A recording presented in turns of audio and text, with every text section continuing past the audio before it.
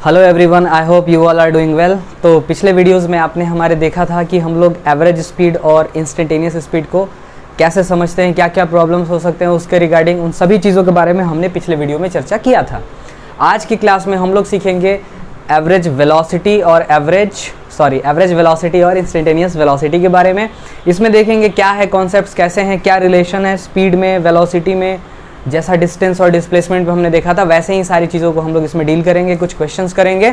तो आइए फटाफट स्टार्ट करते हैं। अगर आपको मेरा ये काम पसंद आता है तो प्लीज़ हमारे चैनल को लाइक, शेयर एंड सब्सक्राइब ज़रूर करें और बेल आइकन ज़रूर प्रेस करें ताकि जब कोई भी हमारी वीडियो आती है आपको नोटिफिकेशन मिल जाए। तो आज हम बात करने वाले हैं average and instantaneous velocity. Velocity एक ऐसी चीज़ है जो डिस्टेंस पे ना डिपेंड होकर के डिस्प्लेसमेंट पे डिपेंड करती है, जैसा हमने शुरू में आपको बताया था, है ना। तो इसका अगर हम डेफिनेशन देखने जाएं तो डेफिनेशन इसका क्या होता है देखेंगे। यहाँ पर हम पहले एवरेज वेलोसिटी को डिफाइन करने जा रहे हैं।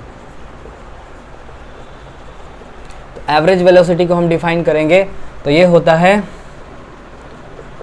The rate of change of position with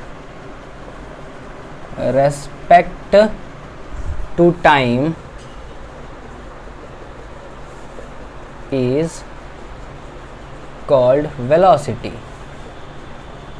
okay, अब ये एक वेक्टर क्वांटिटी है, it is a vector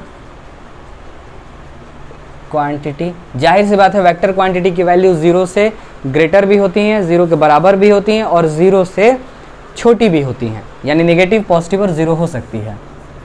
SI unit metre per second, dimensional formula m0 LT के पावर -1। वैल्यू इसकी लेस देन 0 भी हो सकती है। ये देखो हमने एरो लगा दिया है, मतलब इसको वेक्टर की तरह ट्रीट किए हैं।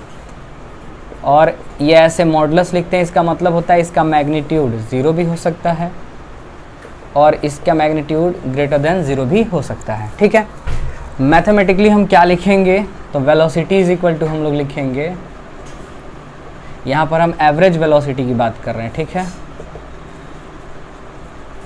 ये हो जाता है total displacement upon total time taken. Okay, ये हमारा क्या है, डेफिनेशन हो गया। ठीक है, अब देखिए इसको अगर हम थोड़ा सा मैथमेटिक्स के फॉर्म में चेंज करना चाहें तो हम कैसे कर सकते हैं, आइए इसी को इधर देखते हैं। हम यहाँ पर लिखते हैं वी एवरेज और ये लगा दिया वेक्टर। तो ये हो गया एवरेज वेलोसिटी का नोटेशन, वेक्टर है यानी कि ये वेक्टर क्वांटिटी है। और हम यहाँ पे लिखेंगे टोटल डिस्प्लेसमेंट को हमने लिख दिया डेल्टा S लिख देते हैं या डेल्टा R लिख देते हैं, delta R upon delta T। अब देखो डेल्टा R पे भी हमने वेक्टर लगाया है क्योंकि displacement is a vector quantity. ये हो गया हमारा, ठीक है। अब इसमें अगर ये जो हमारा टाइम का चेंज है ना, ये टाइम का चेंज बहुत ही कम हो, जैसे मान लीजिए कि मैंने पिछले वीडियो में भी आपको एग्जांपल दिया था, जैसे आप कहीं पे चाय पी रहे हैं नुक्कड़ पे किसी, ठीक है, और अचानक से कोई बाइक पास करी। उस समय आपके नज़र पे वो जो एक बारी में आपने देखा ना, बहुत कम टाइम के लिए उस टाइम पे बाइक पार कर रही है, तो उस टाइम पे आपने उस बाइक की जो वेलोसिटी देखी वो इंस्टेंटेनियस वेलोसिटी होती है, क्योंकि आप ऐसे चाय पी रहे हैं और एक बार देखे और एक बार फिर चाय पी रहे हैं, फिर देखे एक बार फिर चाय पी रहे हैं, ये होता है। तो इंस्टेंटेनियस तो सर समझ में आता है, पर एवरेज का क्या कॉन्सेप्ट है, एवरेज कैसे होता होगा। तो देखो एवरेज का कॉन्सेप्ट ये है, जैसे कभी आप मान लीजिए यहाँ से आप जाएँ, मान लीजिए जौनपुर से आप लखनऊ जा रहे हैं, तो लखनऊ जाएंगे आप तो बस डायरेक्ट नॉन स्टॉप यहाँ से लखनऊ तो नहीं चली जाएगी। और एक बार ड्राइवर ने पैर रखा 50 किलोमीटर पर आवर की स्पीड में और वो उसी स्पीड को कंटिन्यू चला पाएगा, ये पॉसिबल नहीं है। बीच बीच में हमको रश मिलता है, फिर रास्ता खाली मिलता है, ट्रैफिक मिलती है। तो ट्रैफिक मिलेगा तो उसकी रफ्तार 10 भी हो सकती है, कुछ देर के लिए गाड़ी रुकती भी है ना। तो मान लीजिए उसको लगा 6 घंटे लगे लखनऊ जाने में, मान लेते हैं, ठीक है। 6 घंटे में कितना किलोमीटर लखनऊ है, तो डिस्टेंस देख लेंगे और उसमें कितना टाइम लगा उसे डिवाइड कर देंगे तो हमारा एवरेज स्पीड निकल जाता था। उसी तरीके से तो वो डिपेंड करता है एवरेज स्पीड रास्ते पे, किस रास्ते से गया है, क्योंकि पाथ लेंथ ज़्यादा होगा तो एवरेज स्पीड भी आपका चेंज होगा। लेकिन डिस्प्लेसमेंट शॉर्टेस्ट डिस्टेंस पे बात करता है। जौनपुर से लखनऊ का जो शॉर्टेस्ट डिस्टेंस है उसको निकालेंगे, उसके बाद कितने देर रुका है नहीं रुका है ये सारी चीज़ें तो उसमें काउंट होंगी टाइम में, और डिवाइडेड बाई टाइम करेंगे। तो एवरेज इसलिए निकालते, कभी कभी देखना बस वाले ढाबे पे रुकते हैं, है ना, वहाँ पे फिर खाते हैं हम लोग, पानी वानी पीते हैं, थोड़ा देर रेस्ट वगैरह करते हैं, उसके बाद फिर आगे जाते हैं। तो ये सारा टाइम उसमें इंक्लूड रहता है। कहीं पे मान लीजिए रेलवे का आपका ट्रैक आ गया तो वहाँ पे आपके बैरियर्स लगे होते हैं, वहाँ पे आप रुक गए, ट्रेन पार की, फिर आप निकले, कभी कभी तो काफ़ी टाइम लग जाता है। तो ये सारे टाइम इंक्लूड होके आते हैं, तो एवरेज इसीलिए निकाला जाता है। ठीक है, खैर, तो हम कह रहे हैं इंस्टेंटेनियस का कॉन्सेप्ट। तो अगर हम इंस्टेंटेनियस की बात करें,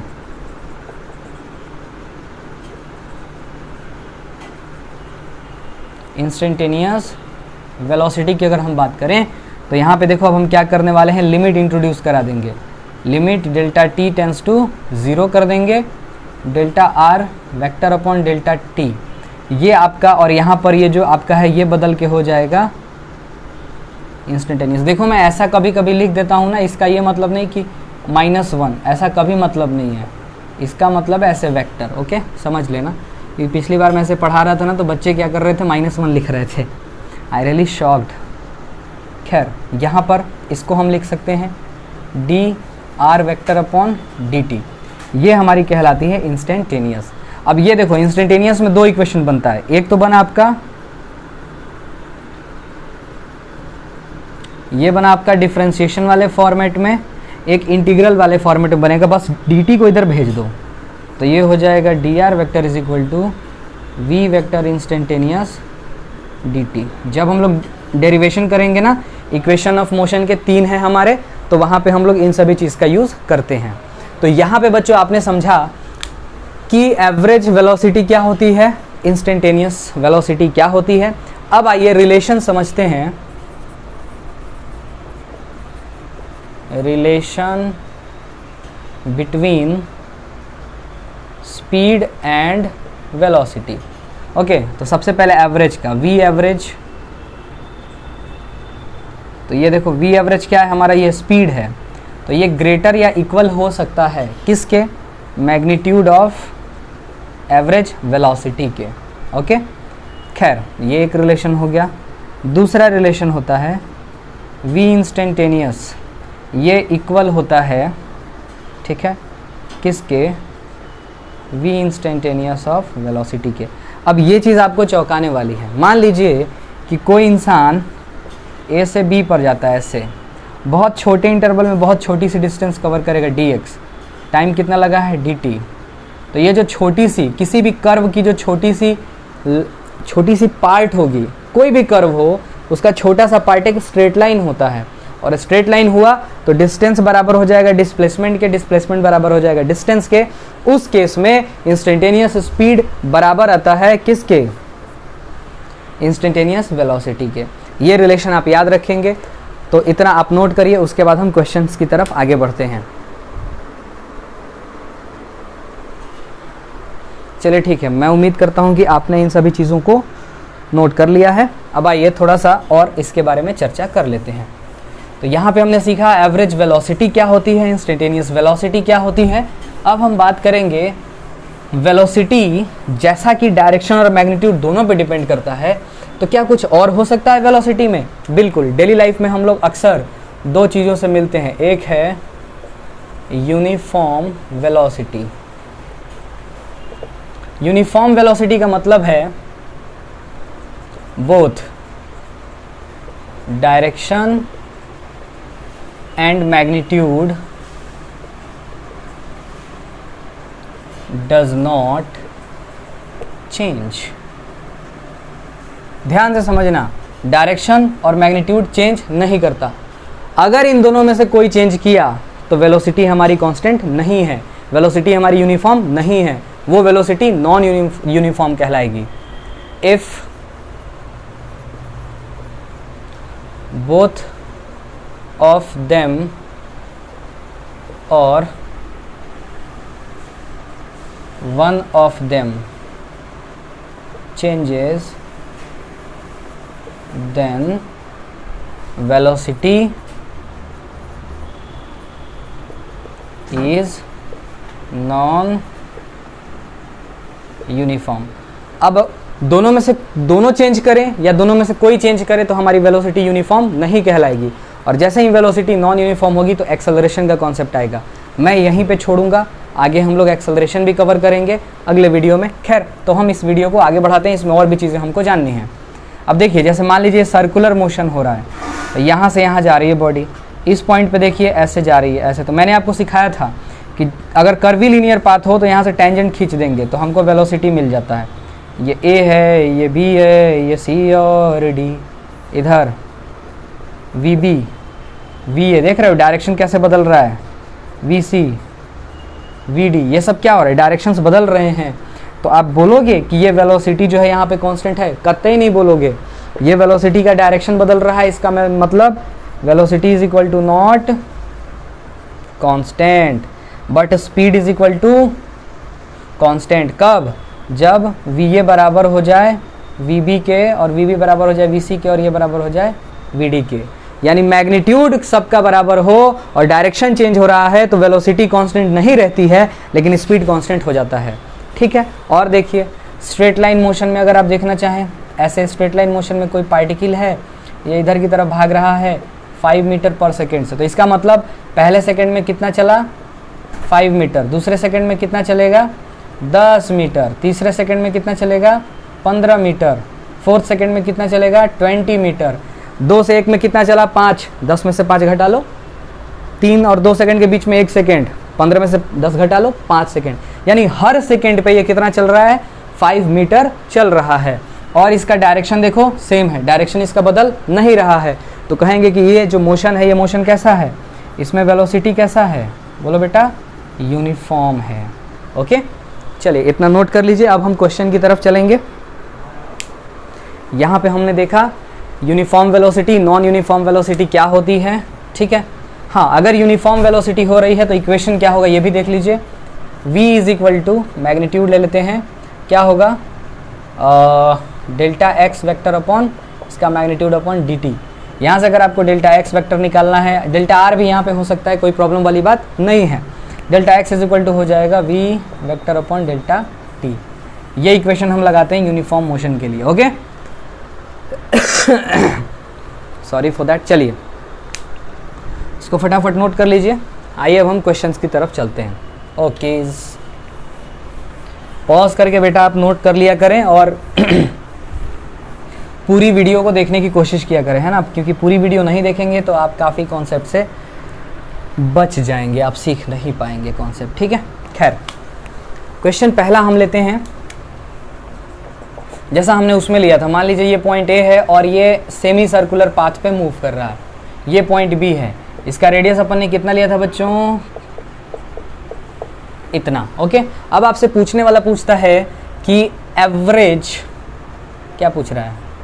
we average and v average बताओ। समझना, ये स्पीड पूछ रहा है और ये वेलोसिटी पूछ रहा है। तो फटाफट स्पीड के लिए अपने को क्या चाहिए? वी एवरेज के लिए हमको क्या चाहिए? डिस्टेंस। डिस्टेंस कितना होगा इसका पूरा लेंथ? वो हो जाएगा पाई, आर की जगह 10 बाई पाई है, और टाइम मान लेते हैं डेल्टा टी कितना लगा है? 2 सेकेंड। कितना लगा है? 2 सेकेंड। अरे सर, यहाँ टी भी तो लिखिए। जी हाँ, बिल्कुल सही समझा है आपने। तो ये कितना हो जाएगा? 10 बाई 2 बोले तो 5 मीटर पर सेकेंड। ओके, ये कितना होगा? चलो, टोटल डिस्प्लेसमेंट यहाँ से लेकर के यहाँ तक कितना होगा? 2 इंटू 10 बाई पाई। क्यों? क्योंकि ए से बी शॉर्टेस्ट डिस्टेंस है, तो हमको डिस्प्लेसमेंट चाहिए होता है वेलोसिटी निकालने के लिए। टाइम इतना, 2 ने 2 को मारा, 10 by pi metre per second. देखो दोनों में कितना अंतर आ रहा है, एक 5 मीटर पर सेकेंड आ रहा है और एक इतना आ रहा है। ऐसे अंतर आते रहते हैं। अगर स्ट्रेट लाइन मोशन होता है तो खास अंतर नहीं आता, क्योंकि डिस्टेंस डिस्प्लेसमेंट के बराबर हो जाता है। पर अगर कर्वीलिनियर मोशन होगा तो आंसर चेंज होगा। ओके, चलिए और देख लेते हैं भाई, और देख लेते हैं कि इंटीग्रेशन और डिफरेंशिएशन वाला थोड़ा देख लेते हैं। ओके, मान लीजिए आपको दे रखा हो, यहाँ पे ले लेते हैं एग्जाम्पल। मान लीजिए आपको दे रखा हो x is a function of t। x क्या है? डिस्प्लेसमेंट है। x is a function of t, यहाँ पे दे रखा है t स्क्वायर प्लस 2t और T square plus T plus 2 ऐसे दे रखा है, और यहाँ पर दे रखा है ऐसे ब्रैकेट लगा के मीटर। आपसे पूछ रहा है फाइंड पहला v instantaneous at t is equal to 0, t is equal to 1, ठीक है, कितने किसी भी पूछ सकता है। दूसरा v average between t is equal to 0 to t is equal to 3 second. t is equal to 0 से t is equal to 3 second पे हमको एवरेज वेलोसिटी भी बतानी है, इंस्टेंटेनियस भी बताना है। तो जैसा कि हम सब जानते हैं, क्या जानते हैं भाई, हमने सीखा है, इसको मिटा देते हैं थोड़ा सा, थोड़ा क्या होगा भाई, हाँ, v instantaneous is equal to, ये देखो -1 जैसा मत ले लेना इसको भाई, ये होगा dx वेक्टरवा अपॉन dt वेक्टरवा। तो dx x की वैल्यू ये पूरी है, इसको डिफरेंशिएट करेंगे बेटा। आप बेसिक मैथमेटिक्स का प्लेलिस्ट बना के रखा है मैंने आप लोगों के लिए, आप वहाँ जाकर डिफरेंशिएशन, इंटीग्रेशन और उनके एप्लीकेशन ज़रूर देखें, ठीक है क्योंकि यहाँ पे उन्हीं की हेल्प से हम लोग आगे बढ़ रहे हैं। तो ये देखो dt square by D T plus dt by D T plus d2 by D T. अब कांस्टेंट का डिफरेंशिएशन 0 होता है। ये देखो इसका एक फार्मूला होता है dx के पावर n बाई dx, तो ये हो जाएगा n x के पावर, तो x की जगह t है 2 - 1 प्लस यहाँ dt by D T 1 plus 0। इसको सॉल्व करेंगे तो 2t प्लस 1। फार्मूला हमने लगाया है d कांस्टेंट का डिफरेंशिएशन 0 होता है, dx बाई dx 1 होता है, dx के power n by dx nx के पावर n - 1 होता है। ये कुछ फार्मूले हमने लगाए हैं डिफरेंशिएशन के। ओके, चलिए अपने को v का जनरल इक्वेशन तो मिल गया बच्चा। अब इसमें हमको निकालना है v 0 पर, तो 0 पर इसका मैग्नीट्यूड कितना आएगा, रख लो 2 × 0 1 मीटर पर सेकेंड 1 सेकेंड पर कितना आएगा बच्चा, 2 × 1 प्लस 1 बोले तो 3 मीटर पर सेकेंड। अब आपसे पूछने वाला पूछा है एवरेज, क्या पूछा है, एवरेज। तो एवरेज निकालने के लिए जानते हैं बच्चे सबसे ज़्यादा गलती क्या करते हैं, ऐसे करते हैं वी टी, अब 3 सेकेंड पे पूछा है तो यहाँ 3 रख देंगे, माइनस यहाँ पर 0 रख देंगे, और डिवाइडेड बाई यहाँ कर देंगे 3 - 0। सबसे गलत तरीका, आप ही सोचो, वेलोसिटी माइनस वेलोसिटी वेलोसिटी होगा ना, और उसमें टाइम से डिवाइड मार रहे हो, तो वेलोसिटी बाई टाइम तो एक्सेलरेशन होता है, और तुम उसको इक्वेट किए हो वेलोसिटी से। बहुत गलत है बच्चा। तो हम ऐसे सॉल्व नहीं करते हैं, हम ऐसे सॉल्व करते हैं, देखिए x 3 सेकेंड पे माइनस x 0 सेकेंड पे, और डिवाइडेड बाई 3 - 0। x 3 पे रख दीजिए, यहाँ पर कितना आएगा, 3 का स्क्वायर 9 और 3 9 3 12 और 2 15, माइनस 0 पर 2 आ जाएगा, डिवाइडेड बाई 3। सॉल्व करेंगे तो 15 में से 2 गया, कितना होगा 13/3। इसको सॉल्व कर लेते हैं, जो भी आता है वही हमारा मीटर पर सेकेंड आपका आंसर हो जाएगा, ठीक है। चलिए यहाँ तक नोट कर लीजिए बच्चों। यहाँ पर हमने देखा एक इस टाइप का क्वेश्चन लिया और एक इंटीग्रेशन डिफरेंशिएशन का। इंटीग्रेशन के भी क्वेश्चन आते हैं, आइए एक क्वेश्चन उसका भी देख लेते हैं फटाफट।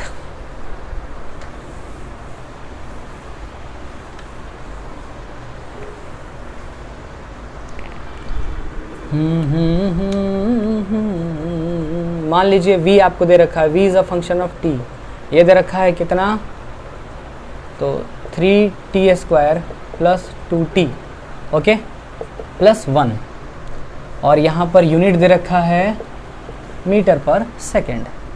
Find displacement,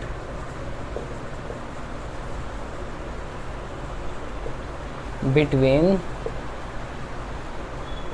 t is equal to 0 to t is equal to 1 ही सेकेंड लेते हैं, क्योंकि ज़्यादा बड़ा नंबर ले लेंगे तो प्रॉब्लम होगी सॉल्व करने में, टाइम कम है अपने पास। ऐसे इसको बोलता है जब मोशन स्टार्ट हुआ है वहाँ से लेकर के t is equal to 1 second पे, ऐसे भी पूछ सकता है। ओके, तो चलिए हमको निकालना है डिस्प्लेसमेंट निकालना है जी। तो हमने क्या सीखा है, हमने सीखा है d r vector is equal to, ऐसे लिखा था ना, इंस्टेंटेनियस और डी टी, और इधर इंटीग्रेशन लगा देंगे तो मुद्दा बन जाएगा अपना। चलो तो इंटीग्रेट करते हैं, तो यहाँ हो जाएगा, मान लेते हैं t इज इक्वल टू 0 पर डिस्प्लेसमेंट कितना था, यहाँ दिया हुआ t इज इक्वल टू 0 पर r 0 था या x 0 था, r ही ले लेते हैं, r क्या था 0 था, तो रखो t इज इक्वल टू 0 रखेंगे क्योंकि यहाँ t चेंज हो रहा है, तो यहाँ पर 0 मिला है, और यहाँ 1 सेकेंड है तो यहाँ पर r मिलेगा। इसको इंटीग्रेट करेंगे dr वेक्टर हटा देंगे, इधर भी हटा देंगे, v इंस्टेंटेनियस की value 3t² plus 2t plus 1 dt। Okay, 0 से 1। अब देखना इनको अलग अलग इंटीग्रेट करेंगे। यहाँ पर कितना आएगा r, ये लिमिट 0 से r, upper limit lower limit, इधर 3t² dt प्लस इधर 2t dt प्लस 1 को ऐसे ही छोड़ देंगे dt, 0 से 1 0 से 1 0 से 1।